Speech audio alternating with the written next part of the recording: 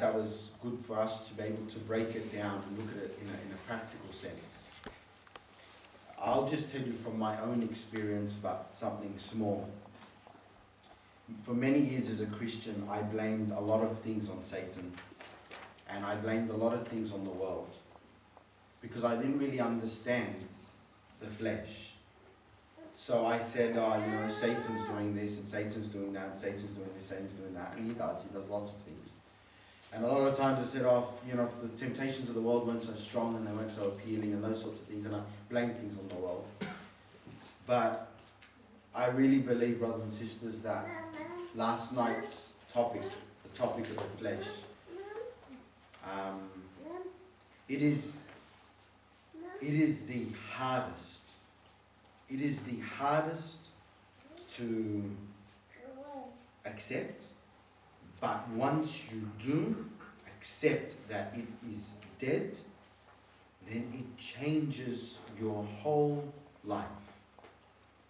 It was funny last night after when we were having our Bible categories, wasn't it? Right? And it's always it's always good to see the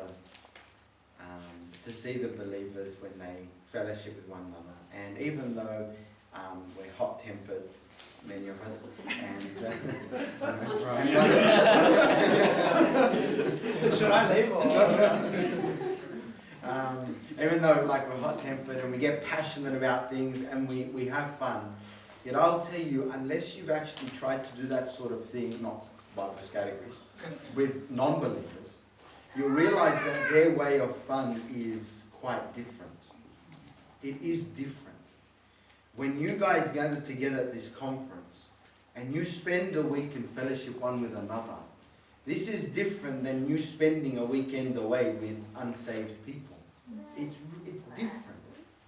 And that difference is not the devil. And that difference is not the world. That difference is the flesh. You think about last night and you think about how, just think about the morning. I'm hoping that in the morning when breakfast was served, that many of you would have thought to yourself, I'm not going to complain. I'm not going to complain. I'm going to eat what's there in front of me. When you woke up this morning and you thought, I can't wake up to have my coffee, I'm so tired, that's the flesh. When you say, I don't have time for God, that's the flesh. When you say, I don't want to go to the meetings, that's the flesh. It's not the new man, because the new man desires the things of God. It's the flesh. And if you can just but begin to be sensitive to how much the flesh shows itself in your life, you'll begin to notice and be able to say, no, wait, lock him up. Be quiet. That's not from the new man, it's from the flesh.